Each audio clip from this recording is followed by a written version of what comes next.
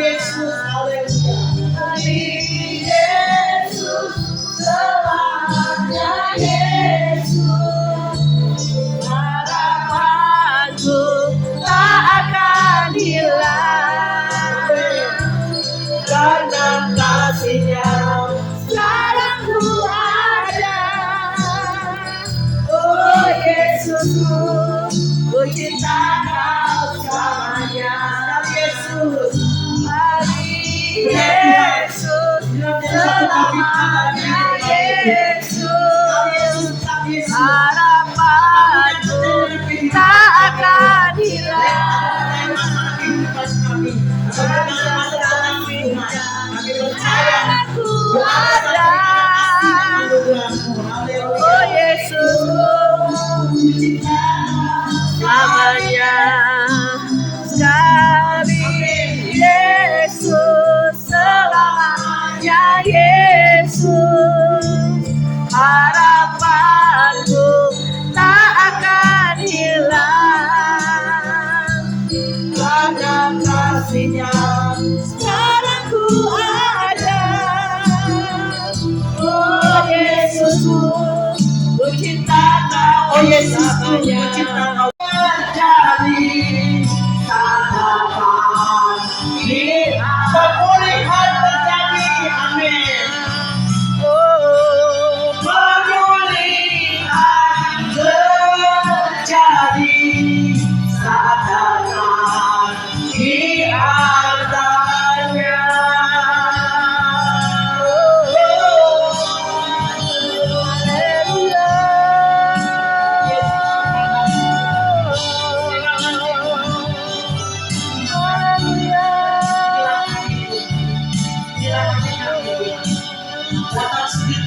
Kami siap mendengarkan firman-Mu Tuhan, berbicara lewat kata-Mu Tuhan. Oh Tuhan Yesus, inilah hati kami, jamah tiap hati kami, pulihkan hati kami, sembuhkan hati kami Tuhan. Waktu kami pulang dari tempat ini Tuhan, kami membawa damai sejahtera, sukacita dari Amin. Kau ya Bapa. Dan Tuhan berkati hamba-Mu yang akan menyampaikan firman. Ya Yesus. Terima kasih Tuhan, kami siap mendengarkan firman. Ya Yesus. Nama Yesus. Haleluya. Semua yang percaya katakan Amin. Tentang saya dilepaskan. Ayo, siapa yang mau dilepaskan dari segala ikatan apapun?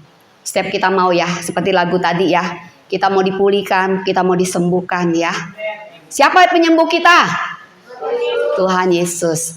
Siapa yang melepaskan segala ikatan kita? Tuhan Yesus. Ya, kita bersyukur kita punya Tuhan Yesus ya. Ibu-ibu, kalau kita lihat saat ini ya, banyak sekali ya orang Kristen. Kenapa sih tidak bisa bertumbuh orang Kristen tuh ya? Begitu-gitu aja hidupnya gitu ya. Bohong tetap bohong gitu, ke gereja tetap gereja, menipu tetap menipu gitu ya. Kita lihat banyak orang Kristen seperti itu, jadi batu sandungan ya. Banyak sekali kita lihat banyak orang Kristen itu jadi batu sandungan ya. Gitu. Gereja pelayanan dia. Bisa di atas mungkin juga bisa bawa firman gitu, bisa bawa firman juga. Tapi kehidupannya tidak ada sama sekali yang sesuai dengan firman Tuhan. Apa yang dia sampaikan itu belum tentu dia melakukannya ya. Banyak sekali ibu-ibu ya. Tapi kita adalah pengikut Kristus. Kita ada anak-anak Tuhan. Kita mau hidup kita semakin dibenarkan, kita semakin bertumbuh, kita semakin mau berbuah supaya melalui hidup kita nama Tuhan dipermuliakan ya.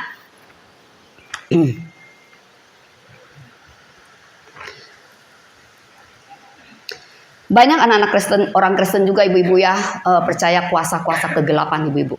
Banyak saya dengar gitu ya, masih pergi ke Gunung Kawi, masih pergi ya, percaya pada apa ya, selain Gunung Kawi itu percaya pada, masih pergi ke kelenteng ibu-ibu, masih ada juga orang Kristen begitu ya, masih ke kelenteng, percaya kuamnya gitu ya. Ya kuamnya apa sih yang kalau kocok-kocok itu turun itu apa namanya itu. Nah itu masih ada juga sebenarnya, ada orang Kristen kayak gitu. Berarti orang Kristen itu tidak menjamin ya, tidak menjamin gitu ya. Ramalan banyak itu ya. Percaya pada dukun-dukun juga masih ada yang percaya dukun juga gitu ya. Gitu. Banyak yang kita lihat saat ini begitu, apalagi sekarang ini ya, hidup manusia tuh semakin hari semakin sukar. Jadi di saat mereka terjepit, di saat mereka mengalami suatu masalah, mereka mau jalan pintas. Mereka mau tidak mau mencari Tuhan, tapi mereka mau cari hal yang apa ya, menurut mereka tuh cepat sekali dapat gitu, cepat sekali dapat. Jadi gitu ya. Jadi kalau mereka bertanya kepada orang-orang pintar tuh kayak itu cepat banget mereka dapat. Tapi kok ke Tuhan lama banget ya, Tuhan nggak jawab doanya gitu. Jadi kebanyakan orang Kristen yang tidak bertumbuh itu, mereka mencari hal-hal seperti itu gitu ya. Tapi kita bukan orang seperti itu. Kita di sini adalah orang-orang pengikut Kristus yang percaya pada Yesus, yang percaya pada kuasa Yesus ya. Di sini ya dikatakan bagaimana sih ibu-ibu supaya kita bisa lepas dari ikatan-ikatan dosa ya. Iblis senang sekali ibu-ibu mengikat kita. Kita jangan sekali-sekali buka celah buat iblis. Ya, jangan sekali-sekali buka celah. Itu iblis, saat kita buka celah itu gampang sekali iblis masuk.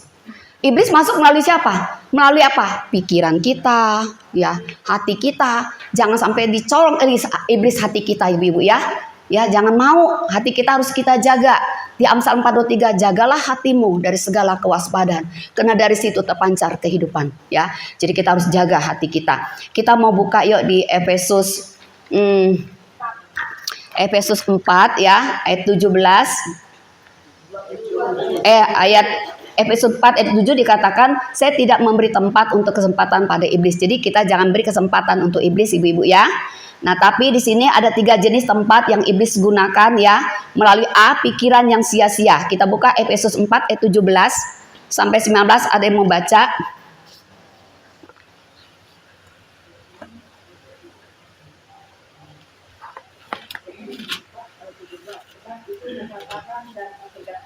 Oh, pakai mic aja kali ya, biar kenceng ya. Sebab itu kukatakan dan kutegaskan ini kepadamu di dalam Tuhan.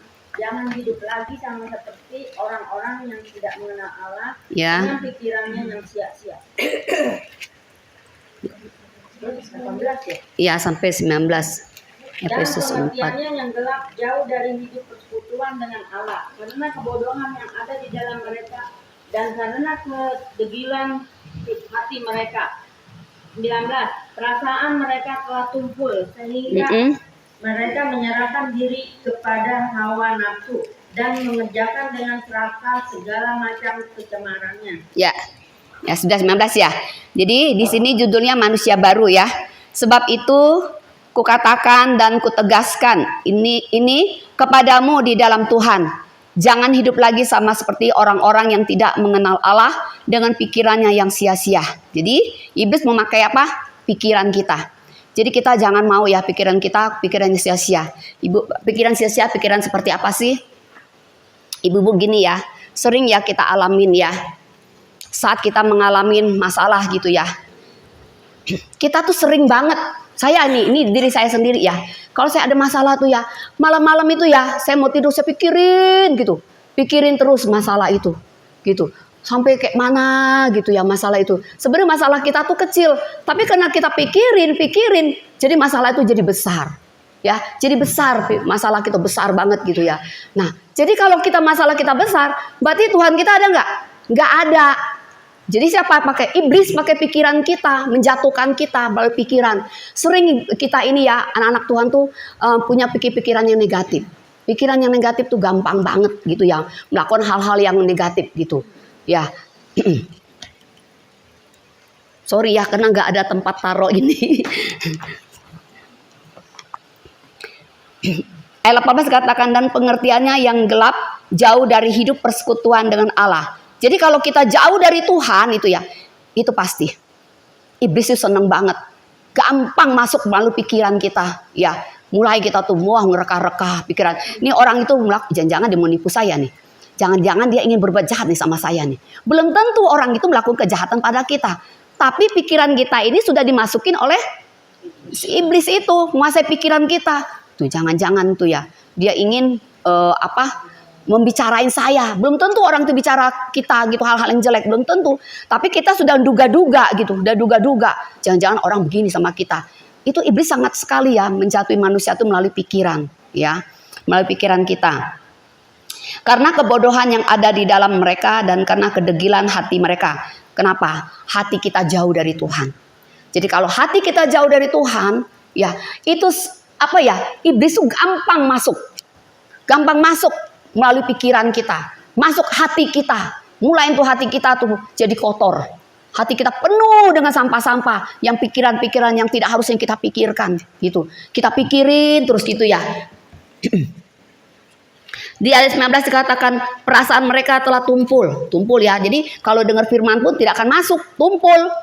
Nggak bakal dia terima firman itu karena ada tumpul. Pikirannya ada pikiran-pikiran yang bukan pikiran dari Kristus, tapi pikiran-pikiran yang dari iblis.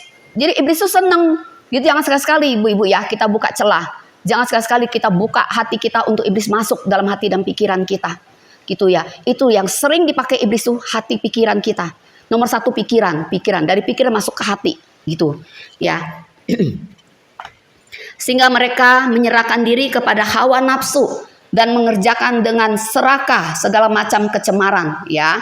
Jadi kalau kita sudah dimasukin iblis dalam hati kita tuh banyak sekali kita bisa berbuat dosa, ibu-ibu ya. Kita tidak akan bisa menguasai diri kita, ya, karena Tuhan sudah jauh dari kita. Roh Kudus tidak mungkin ada di dalam setiap hati kita kalau kita memiliki hati yang negatif, pikirannya negatif. Karena kita tahu bahwa Yesus itu ada di dalam hidup kita tuh apabila ya hati kita tuh bersih. Ya ibu-ibu ya, hati kita bersih. Jangan sekali-sekali kita buka ya. Hati kita tuh jadi sampah-sampah kita masukin. Ya kita harus jaga hati kita. Pikiran kita harus jaga. Ya di Filipi 4 ayat itu kan ada ya tentang harus memiliki pikiran-pikiran yang positif ya. Bukan pikiran yang negatif ya. Itu kita buka di 1 Efesus 4 ya, sorry mana ya, kita baca ya di Matius 12 44 45. Ini tadi ayat 19 ya. Ntar ya kita baca ya bagaimana iblis memakai kita ya.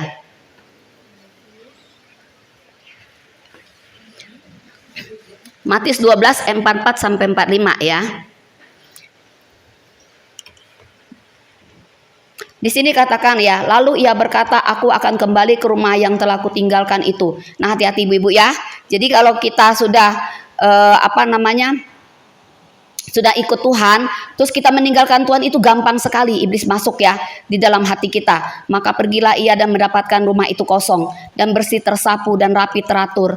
Lalu ia keluar dan mengajak 7 roh. Jadi kalau hati kita tuh ya penuh dengan kotoran gitu ya, iblis gampang sekali masuk ya, menggoda kita melalui pikiran kita. Jangan pernah ibu-ibu ya buka celah ya buat iblis ya. Terus apalagi ya? Tadi di ayat tadi Efesus 4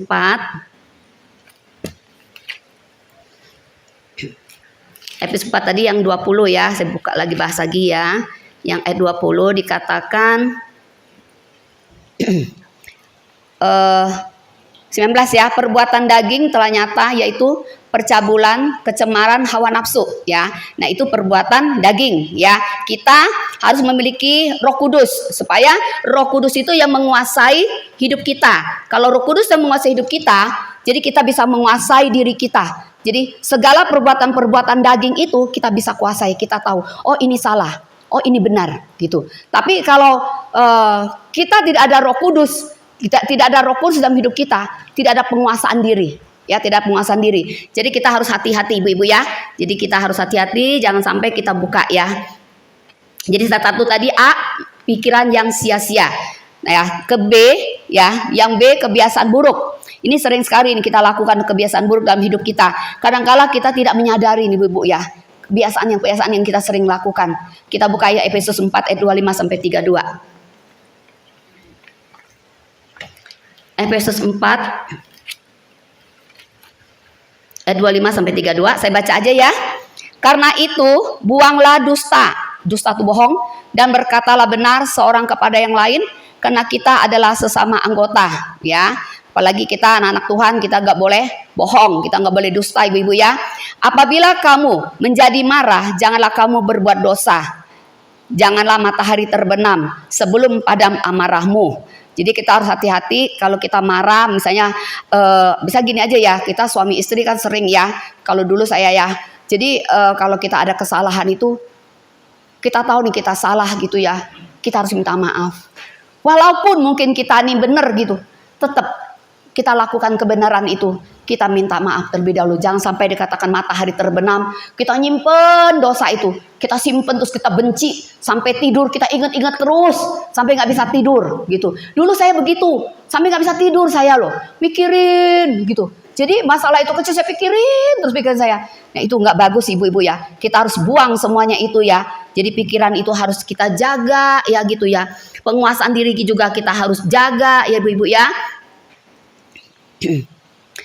Dan janganlah beri kesempatan kepada iblis ya. Jadi iblis senang tuh ibu-ibu. Kalau ibu-ibu ya sering ada masalah itu ibu-ibu pikirin terus ya. Ayat 28 dikatakan, orang yang mencuri janganlah ia mencuri lagi, tapi baiklah ia bekerja keras dan melakukan pekerjaan yang baik dengan tangannya sendiri, supaya ia dapat membagikan sesuatu kepada orang yang berkekurangan. Jadi ibu-ibu jangan suka kita itu ya ada penyakit ya. Penyakit itu orang yang suka mencuri. Itu penyakit. Dia kaya gitu. Tapi orang itu kena udah penyakitnya suka mencuri. Kalau tidak mencuri itu tidak bisa. Tidak bisa. Kayak gimana ya jiwanya tuh ya. Udah penyakit itu sudah ada di dalam diri dia, jiwa dia gitu. Kalau nggak misalnya dia orang kaya loh, bukan orang susah loh. Gitu ya. Tapi sudah kebiasaan hidup dia begitu ya. Dia harus mencuri. Apa aja yang ada itu yang hatinya pengen ambil, dia ambil. Gitu ya. Ambil. Bisa aja misalnya apa ya? Di dalam misalnya datang ke rumah saya, ada satu orang tuh datang ke rumah saya tanpa tahu saya, ada barang apa yang ada di situ, dia ambil. Sedang barang itu dia punya, dia bisa beli kata orang. Tapi karena kebiasaan dia itu, dia mencuri. Tapi di sini kalau kita mencuri, ya tabiat kita mencuri, kita harus berubah. Kalau hidup kita di dalam Tuhan harus berubah. Gitu. Jangan mencuri lagi. Jangan mencuri lagi. Kita hidup baru, hidup kita sudah diperbaharui Tuhan, bukan hidup yang lama, hidup yang diperbaharui Tuhan. Jadi kita jangan mencuri, gitu ya. Misal kita suka gosip, kita kan sudah diperbaharui Tuhan nih, hidup kita nih diubah Tuhan. Jangan suka bergosip, gosipnya gosip tentang Tuhan.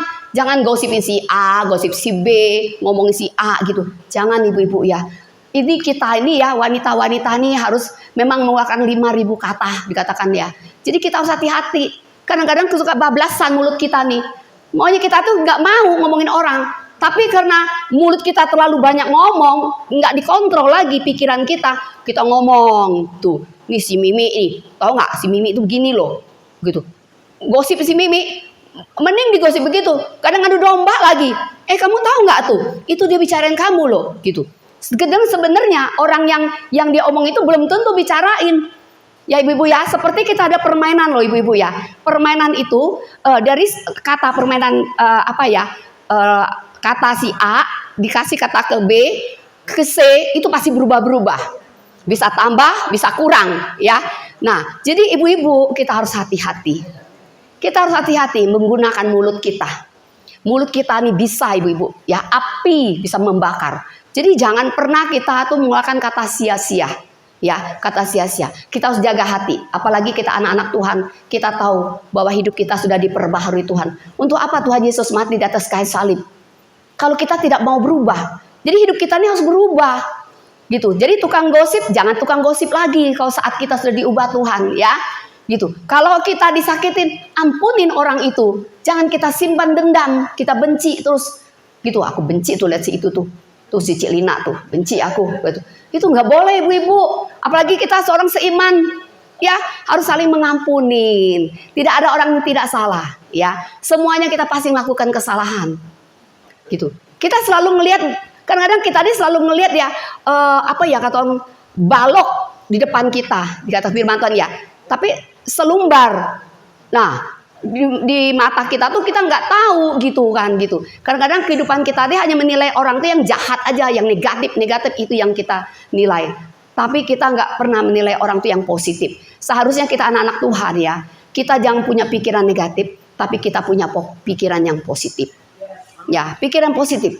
Walaupun kita dibicarain apa, positif aja kita ambil. Jangan yang negatif, gitu ya. Jadi kita jangan sampai iblis memakai pikiran kita, hati kita untuk mengadu domba kita, memecah belahkan hubungan kita. Kita tahu Tuhan datang membawa damai. Kan di Yohanes 10 ayat 10a dikatakan iblis itu datang mencuri, membunuh, membinasakan. Jadi berarti apa? Iblis itu datang tuh mencuri kita, mencuri damai sejahtera kita, sukacita kita, dicuri. Gitu. Seharusnya Tuhan beri kita roh sukacita, dicuri. Gitu. Jadi kita maunya tuh ya kayak itu benci terus sama orang itu, nggak pernah damai gitu, nggak pernah damai. Kita selalu ngomongin orang itu terus gitu. Jangan ibu-ibu ya, kita belajar untuk setiap kita tuh memiliki hati yang bersih ya, supaya apa? Roh Kudus tuh mau berdiam dalam hati kita. Kalau ya hati kita isi yang kotor-kotor, Roh Kudus nggak akan diem, Roh Kudus nggak akan berdiam. Roh Kudus tuh akan terus bekerja itu pada orang-orang memiliki hati yang bersih. Pikiran yang bersih pikiran kita, yang tidak kita buang semua, kita buang, kita minta Tuhan perbaharui hatiku Tuhan, perbaharui pikiranku Tuhan, pikiran kita diminta diperbaharui Tuhan setiap hari. Kalau saya berdoa saya selalu bilang Tuhan, perbaharui Tuhan hatiku Tuhan, perbaharui pikiran aku Tuhan. Kenapa? Kita ini tanpa kita sadarin hidup kita di dunia ini kan berkomunitas, banyak teman gitu kan ya, banyak teman kan, betul kita banyak teman ya, si A, si B, si C teman kita. Tapi ada aja ibu-ibu, ada aja kita ini kesalahpahaman kadang-kadang gitu kan. Nah tapi itu iblis tuh seneng tuh. Kalau kita sudah sedikit masuk kebuka celah, kebuka hati kita, iblis bilang, udah ngapain tuh berteman sama itu orang suka begini kamu, suka begini. Belum tentu orang itu melakukannya gitu. Nah ya kita harus hati-hati ya. Tadi ayat keberapa tadi? 28 ya. Supaya ia dapat membagikan sesuatu kepada orang yang berkekurangan ya. Jadi orang itu kalau mencuri itu orang pemalas juga ya. Jadi pemalas ibu-ibu ya. Jadi kita harus belajar itu ya, bekerja ya. Apa yang Tuhan kasih talenta, apapun yang Tuhan percayakan kita ya, kita harus kembangkan talenta itu. Ya, seberapa talenta Tuhan kasih. Kita bisa masak, mungkin kita bisa membantu suami kita bisa berdagang. Kita dengan pendapatan yang kita dapat kita bisa bagikan orang-orang yang dalam kekurangan ya. Kita harus mempunyai hati yang memberi ya, jangan pelit ibu-ibu ya. Kita harus suka hati yang penuh kasih, berbagi dengan orang-orang di dalam kekurangan. Jangan tutup mata ya. Anak Tuhan gak boleh tutup mata. Anak Tuhan harus melihat sekeliling kita, siapa orang-orang yang membutuhkan pertolongan. Saat Tuhan gerakin hati kita harus beri ya. Jangan jadi orang pemalas, tapi kita harus mau bekerja. Kita mau bekerja untuk Tuhan. Apa yang kita kerjakan, semua kerjakan untuk Tuhan. Di Kolose 3:23 ya, segala sesuatu yang kita kerjakan buat Tuhan. Bukan buat manusia, tapi buat Tuhan. Lakukanlah semua untuk Tuhan. Kita bekerja untuk Tuhan. Jangan suka melakukan sesuatu, kata orang tuh, aji mumpung. Segala apa aji mumpung, jangan ya. Misalnya kita kalau suka juga kalau kita ke pasar pun ya jangan suka tawar menawar ibu-ibu, belajar kita ya. Karena aku juga suka begitu ya, suka tawar menawar juga. Karena kita pikir-pikir ya, itu orang dagang untungnya berapa sih gitu ya. Kita sering gitu nawar-nawar gitu ya, 1.000 aja kita tawarin gitu ya. Kadang-kadang kau pikir kesian loh mereka tuh, pagi-pagi bangun gitu, apalagi tukang sayur ya, pagi-pagi jam 2 mereka udah bangun, udah ke pasar. Kita belanja, kita tawar, bang berapa itu bang? Kurangnya aja bang gitu, suka gitu. Saya juga begitu gitu. Tapi kita harus belajar ya, kita belajar segala sesuatu tuh lakukanlah hal yang baik gitu. Karena apa? Kita adalah anak-anak yang telah ditebus Tuhan. Kita sudah diperbaharui hidup kita oleh Tuhan. Jangan mau kita dikuasai oleh iblis. Iblis tuh senang ibu-ibu pakai pikiran kita gitu ya. Kita jauhin semuanya itu ya. Janganlah ada perkataan kotor keluar dari mulutmu. Nah ini sering nih ibu-ibu nih ya, tanpa kita sadarin keluar perkataan-perkataan yang kotor di dalam mulut kita ya, sumpah serapah. Wah bahaya ini ya. Jangan keluarkan kata-kata hutan, kata-kata dewa kita, jangan keluarkan ya ibu-ibu ya.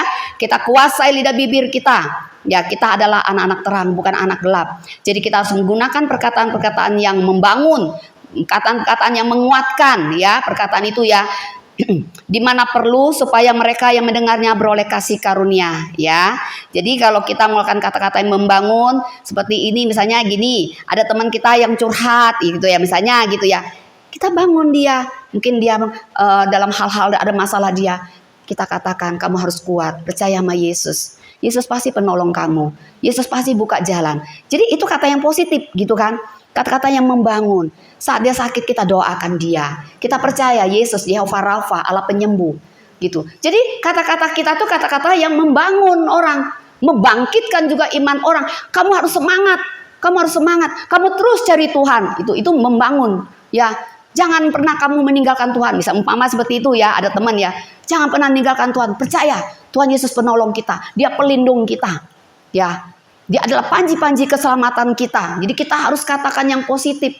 Ya, kata positif gitu ya. Kita anak-anak terang, bukan anak gelap. Jadi kita harus menggunakan hidup kita benar-benar untuk kemuliaan Tuhan. Ayat 30 dikatakan, dan janganlah kamu mendukakan Roh Kudus Allah yang telah memeteraikan kamu menjelang hari penyelamatan. Kita sudah diselamatkan Tuhan. Kita sudah ditebus oleh Tuhan Yesus. Jangan lagi kita ya bermain-main dengan dunia ini. Jangan kita konformin dengan dunia ini ya. Dunia itu menjanjikan suatu janji-janji yang apa ya kata orang tuh palsu kata orang gitu ya. Tapi janji Tuhan tuh janji yang kekal. Hidup yang kekal yang Tuhan berikan pada kita. 31 dikatakan segala kepahitan, kegeraman, kemarahan, pertikaian dan fitnah hendaklah dibuang dari antara kamu. Demikian pula segala kejahatan, ibu-ibu ya. Jadi segalanya itu kita buang ibu-ibu. Ini ibu-ibu ya. Tempat ini adalah tempat sampah. Nanti saya akan suruh ibu-ibu catat ya. Dibikin kita buang segala sampah-sampah itu ya. Segala kepahitan, kegeraman. Itu tempat iblis itu ibu. Kalau kita punya kepahitan terus tuh, waduh itu senang iblis. Waduh Cik Lina punya kepahitan ya. Inilah pihakku katanya, temanku katanya gitu ya. Nah, iblis bilang ini temanku ini katanya gitu. Ibu-ibu ya, mau kita buang?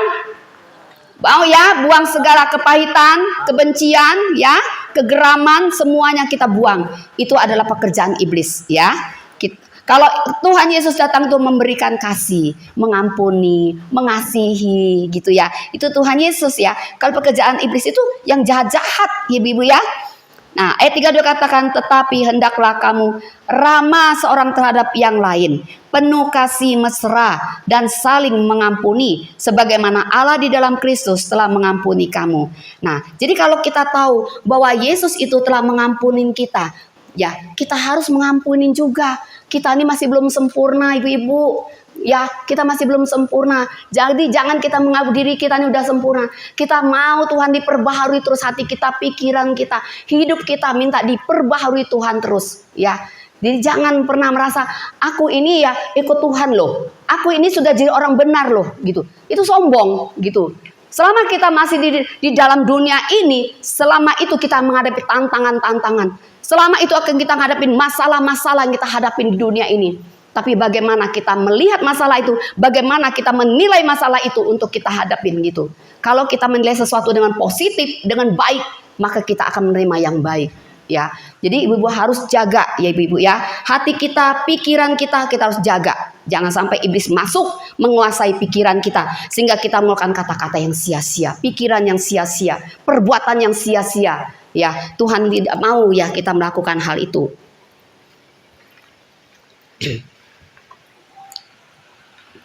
Tadi udah kebiasaan buruk ya. Kita tahu ya iblis itu mencuri ya, membunuh, binasakan setiap hati kita ya. Kecil itu ya penyembahan berhala. Kita baca yuk di Matius 4 ayat 8 sampai 10. Matius 4.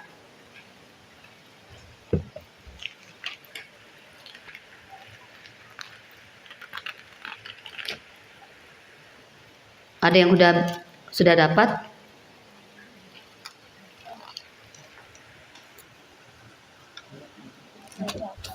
Matius 4 ayat 8 sampai 10. Siapa yang baca? Matius 4 ayat 8 sampai 10. Dan iblis membawanya pula ke atas gunung yang sangat tinggi dan memperlihatkan kepadanya semua kerajaan dunia dengan kemegahannya. Dan berkata kepadanya, semua itu akan kuberikan kepadamu jika engkau sujud menyembah aku. Ayat 10, maka berkatalah Yesus kepadanya, "Inyalah iblis, Sebab ada tertulis, engkau harus menyembah Tuhan Allahmu, dan hanya kepada Dia sajalah engkau berbakti. Ya, ya. Dan iblis membawa Tuhan Yesus ya. Tuhan Yesus itu dicobain ya di padang gurun ya, 40 hari 40 malam ya. Jadi dan iblis membawa Tuhan Yesus pula ke atas gunung yang sangat tinggi. Kita lihat nih, iblis ini sombong. Ya, sombong Tuhan. Ya, iblis itu sombong ya. Gitu. Dia mengaku dia hebat. Dia bisa, kalau Tuhan itu nyembah dia tuh dia bisa berikan semuanya itu sombong. Kadang-kala kita anak-anak Tuhan juga sombong. Kita baru rohani sedikit aja kita udah sombong. Pengenalan Kristus aja sedikit kita udah sombong. Gua nih udah hebat nih, pengenalan firman Tuhan nih udah hebat. Sombong gitu. Sebenarnya kita harus punya rendah hati. Ya, jangan merasa diri paling hebat. Kita nggak ada apa-apanya. Kalau bukan Tuhan Yesus yang mengubah kita, kita nggak ada apa-apanya. Hidup kita nggak ada apa-apanya. Tapi Tuhan Yesus sedang bisa mengubah hidup kita. Jadi kita harus akui hanya Tuhan yang satu-satunya Tuhan itu yang bisa membebaskan, melepaskan kita, ya, yang memberikan kasih karunia sehingga kita dapat menikmati berkat Dia. Ya. Jadi bukannya iblis dengan membawa Tuhan Yesus itu. Jadi ibu-ibu hati-hati ya. Tuhan Yesus aja dicobai loh. Apalagi kita loh yang gak ada apa-apanya ini ya. Dicobain. Jadi kita jangan sampai ya. Tuhan gak pernah cobai umatnya. Tapi Tuhan menguji umatnya melalui pencobaan-pencobaan yang kita alamin. Tuhan izinkan juga ya. Kadang-kala kita menghadapi masalah itu, ya itu bisa juga kesalahan kita juga. Kadang tidak taatan kita, tidak kesetiaan kita kepada Tuhan. Gitu. Jadi bukan misalnya kita doa tidak dijawab Tuhan. Wah Tuhan itu jahat. Tuhan itu kenapa sih nggak mau dengar doaku gitu kan. Aku kan sudah setia, aku kan udah ke gereja, aku udah kasih perpuluhan. Kok hidup aku masih begini-gini aja gitu kan, sering kan ya. Gitu. Kenapa orang-orang banyak meninggalkan Tuhan? Karena begitu. Kadang-kadang doa yang mereka tuh tidak dijawab Tuhan, sehingga dia meninggalkan Tuhan. Dia merasa Tuhan tuh nggak ada. Gitu. Sebenarnya Tuhan itu menguji kita, memproses kita, membentuk kita. Setiap masalah-masalah yang kita hadapin itu, Tuhan sedang memproses kita supaya kita menjadi orang yang sempurna. Karena Tuhan kita Tuhan yang sempurna. Supaya kita tahu kuasa Tuhan, kedahsyatan Tuhan. Ya, itu jangan jadi segala sesuatu menjadi suatu berhala, ibu-ibu. Ya, kita harus hati-hati, ibu-ibu ya. Ini yang tadi kan tentang berhala ya, penyembahan berhala ya. Nah, jadi ibu-ibu kadangkala ya ada suatu seperti ya di rumah saya ya. Rumah saya itu di Palembang itu ya. Di Palembang itu banyak sekali dewa-dewa. Banyak dewa-dewa rumah saya itu. Jadi rumah saya itu gede seperti negara Cina gitu kan. Jadi dari satu rumah ada jembatan ke rumah. Jadi rumah ini, rumah A, misalnya rumah A ini ya, di A ini yang saya tinggal di sini A, itu hanya dewa ada berapa puluh dewa. Ada semua di situ ya. Terus di rumah B itu abu-abu orang mati gitu. Kenapa dewa dianggap dewa? Dewa apa? Aku juga saya kurang ini ya nama dewa-dewa itu ya. Kenapa? Mereka sembah. Pada mereka sembah itu mereka percaya iblis masuk tuh di berhala itu. Misalnya patung A. Karena kan manusia itu kan maunya kan cepet segala sesuatu bertanya cepat dijawab. Dulu waktu saya dulu masih kecil, karena saya punya kakek itu bisa masukin roh gitu kan, masukin roh gitu kan. Jadi kalau misalnya mama saya anaknya sakit gitu ya, itu bisa masukin tuh, dipanggil tuh roh itu. Roh itu masuk, kata orang cotang gitu kan. Loh, dia bisa motong-motong lidahnya gitu. Terus dihu itu ya dijilat-jilatin. Nanti dikasih minum tuh. Dimasukin di gelas gitu, suruh minum. Katanya nyembuhin katanya. Kenapa? Karena kitanya membuka celah kita. Dan lagi kan kalau mereka kan tidak mengerti akan firman gitu ya. Nggak tahu firman kebenaran karena mereka belum dimerdekakan.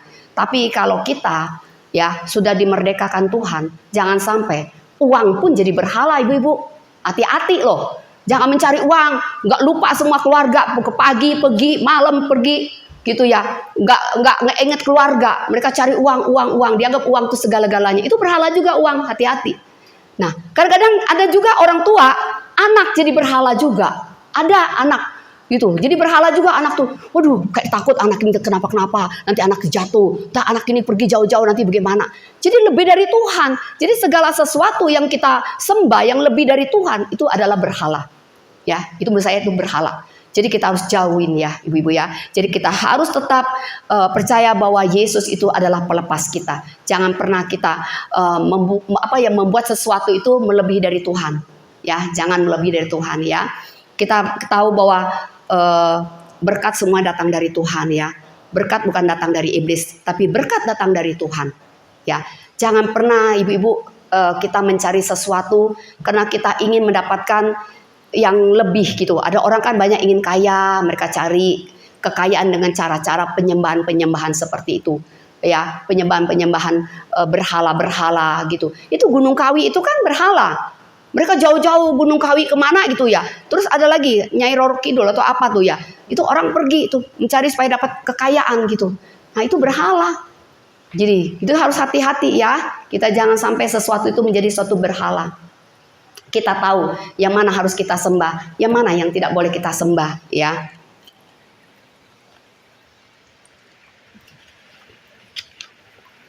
Itu pergumulan saya ibu-ibu ya. Saudara-saudara saya itu ada masih berapa ya, kokoh saya itu adik saya satu yang masih percaya kepada berhala, masih menyembah berhala ya. Berhala itu kalau di kitab apa ya, Ulangan kalau nggak salah ya, itu ada itu ya. Jadi segala apa mereka kan ingin mencari Tuhan, tapi mereka tidak percaya bahwa Tuhan yang telah menuntun mereka keluar dari Mesir itu gitu ya. Mereka tidak percaya gitu, sehingga buatlah mereka patung emas gitu kan ya. Nah, mereka buat segala sesuatu itu untuk mereka sembah, dianggap Tuhan gitu kan.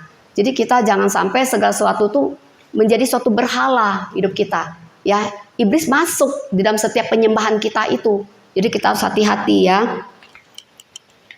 Terus dua ya, saya menerima kuasa kemenangan dari Allah ya.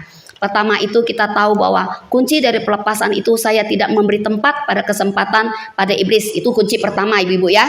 Kunci kedua, saya menerima kuasa kemenangan dari Allah. Jadi Allah memberikan suatu kemenangan ya, kemerdekaan dia. Kita baca yuk di Matius 12 ayat 28.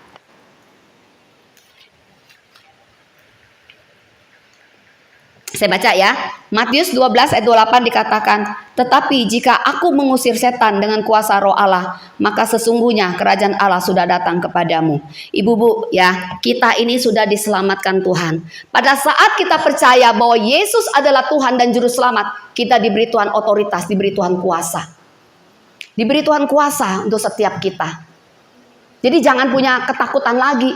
Jadi kadang-kadang kan kalau ada masalah di rumah nih, misalnya ada masa aneh-aneh gitu ya, gitu kita mencari pendeta supaya datang doain, lepasin. Misalnya ada orang yang kerasukan gitu, cari pendeta.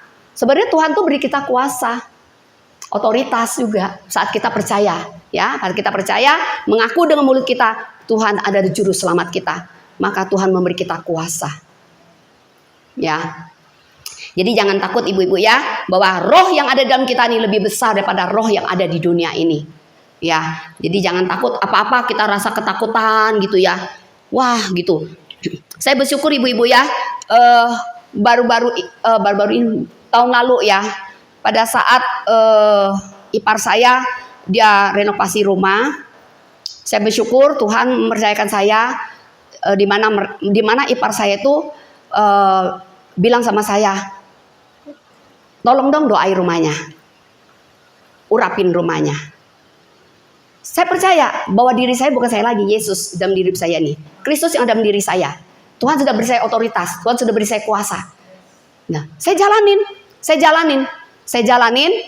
naik pujian dulu, penyembahan dulu, naik pujian, penyembahan. Saya mulai doain rumah itu. Jadi nggak harus dengan pendeta, nggak harus dengan kita anggap kita ini nggak ada apa-apa gitu ya. Kita diberi kuasa gitu. Nah, saya juga tuh rumah juga ya. Kalau Tuhan gerakin hati saya, urapin rumah. Saya mulai doain dengan minyak. Kita ada baby oil atau apa, kita berdoa dulu, kita urapin. Itu pengurapan itu, batu kita tuh percaya ada Yesus yang memprotek kehidupan kita, memprotek rumah kita, gitu ya. Jadi kita undang kuasa Tuhan tuh ada di tengah-tengah kehidupan kita, di tengah-tengah rumah kita, gitu ibu-ibu ya. Kita percaya kuasa Tuhan, hanya kuasa Tuhan yang bisa membebaskan kita dari segala kuasa si jahat ya. Iblis telah dikalahkan di kayu salib dan Allah telah memberikan kuasa kemenangan kepada kita orang percaya ya. Ketika kita percaya kepada Injil, maka Yesus yang bertata sebagai Tuhan dan dalam kehidupan kita, bukan iblis ya. Jadi kita percaya bahwa kita sudah diberi kuasa ya. Diberi kuasa saat kita percaya pada Yesus ya. Ibu-ibu, bagaimana sih caranya supaya kita ini percaya bahwa Yesus itu adalah Tuhan Juru Selamat kita, penebus kita? Setidaknya kita harus baca firman, ibu-ibu. Kita harus baca firman. Bagaimana kita bisa tahu kita sudah percaya bahwa Yesus itu yang telah menyelamatkan kita? Kalau kita tidak pernah baca firman, bagaimana kita bisa tahu? Ya, kita harus baca firman. Kita harus bersyukur ibu-ibu ya. Kita sehari 2 pasal kita baca firman. Ya, kita baca, kita renungkan firman itu. Firman itu hidup ibu-ibu ya. Firman itu hidup. Saya kalau baca firman, kadang-kala saya bisa nangis. Saat itu bisa keluar air mata. Karena firman itu hidup. Jadi kita anak-anak Tuhan, kita menghidupkan firman itu di dalam hidup kita. Jadi bukan sekedar baca, tapi kita hidupkan firman itu. Apa kata firman? Kita lakukan. Kita harus taat. Kita harus lakukan firman itu. Karena firman itu Allah sendiri yang telah berkata-kata kepada kita. Allah sendiri yang telah berbicara kepada kita. Kan? Kadang dulu pernah ya aku tuh ya, kelihatan orang tuh gampang banget bicara gitu ya. Tuhan bicara loh begini. Kadang Tuhan aku rindu, pengen tuh lihat orang itu kok gampang banget gitu dengar firman itu. Aku dulu tuh masih kurang ngerti banget gitu ya. Setelah aku tahu, oh Tuhan kan bicara bisa melalui firman. Tuhan juga bisa bicara melalui pengkhotbah itu bisa bicara gitu. Firman juga kan yang kita dengarkan gitu. Jadi banyak cara Tuhan bicara gitu ya. Jadi jangan sampai kita minta seperti apa ya, biar dengar ada suara benar-benar suara. Hei Herti, pergi kamu ke sana gitu. Nah itu maunya kita seperti itu kan. Tapi saya bingung kok itu ya temanku tuh cepet banget ya. Kok bisa apa ya, gampang banget berkata tuh Tuhan berkata sering begitu. Tapi bisa juga, bukan nggak bisa, Tuhan bisa juga bicara sama dia karena dia menjaga hati dia kudus, dia benar hidup dia dia taat, dia setia, dia peka. Bisa Tuhan beri seperti itu juga. Bukan nggak bisa, bisa Tuhan beri. Setiap kita diberi Tuhan karunia gitu kan. Nah, jadi bukan berarti nggak bisa. Tapi secara ini ya, kita tetap percaya bahwa firman itu hidup. Kita dengar firman Tuhan ya, apa yang firman Tuhan katakan kita taat, kita setia, kita mau melakukannya ya. Kita mempraktekkan seperti kan yang saya bagi kemarin itu ada 4M. Mendengar ya, terus M2 merenungkan, bukan mendengar, merenungkan, membagikan. 4 baru melakukan ya. Jadi firman itu harus dilakukan.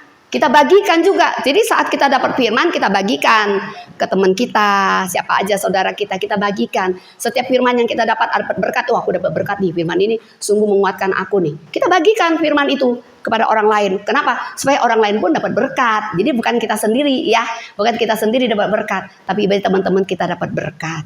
Gitu. Saya banyak yang saya bagi setiap pagi itu ya. Kadang-kadang ada di grup-grup yang lain juga. Sungguh mereka diberkatin katanya gitu ya. Mungkin di saat mereka dalam masalah, pas firman itu firman itu dapat, wah kuat lagi dia gitu. Jadi kalau ibu-ibu dapat sesuatu di firman Tuhan, baca, bagi aja. Mungkin di status, di mana bagi. Mungkin orang lain bisa menerima itu, mereka dapat berkat ya.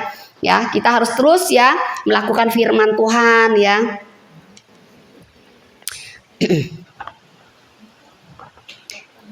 Ketiga, saya usir iblis, saya terima kelepasan. Di Yakobus 4 ayat 7. Kita buka yuk, Yakobus 4 ayat 7.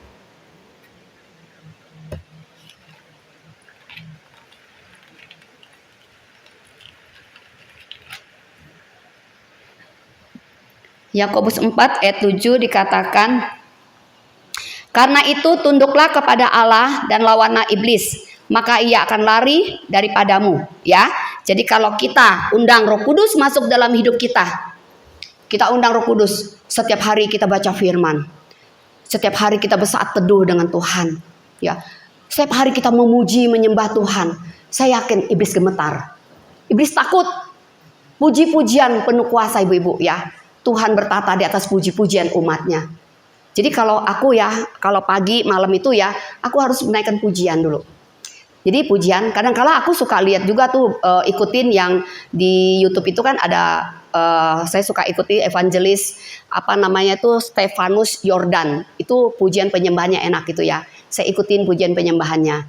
Kadang-kadang dari lagu-lagu saat teduh. Kadang-kadang saya sendiri juga tiba-tiba nanti Tuhan ingetin lagu apa, saya bisa memuji Tuhan, menyembah Tuhan. Ya, jadi kita harus ada hubungan intim dengan Tuhan. Kalau kita ada hubungan intim dengan Tuhan, iblis gak akan datang. Ya, iblis tidak akan menguasai pikiran hati kita. Kenapa? Firman itu ada dalam hati kita. Firman itu hidup dalam hidup kita. Kalau firman hidup, maka firman itu yang mengubah hidup kita. Firman itu kekuatan kita. Firman itulah yang dapat mengubah hidup kita, yang dari tidak benar menjadi benar, ya, hidup kita yang penuh kepahitan, tapi dengan firman kita mau buka hati, maka Tuhan akan mengubah hidup kita, memulihkan setiap hati kita yang luka, ya, segala apa yang perbuatan-perbuatan yang tanpa kita sadarin, ya, tapi saat kita membuka hati, Tuhan mau ubah hidup kita. Ibu ya, yang penting kita mau buka hati kita untuk Tuhan bertata, untuk Tuhan terus masuk dalam hidup kita, ibu ya. Kita harus mendapatkan kemenangan ya.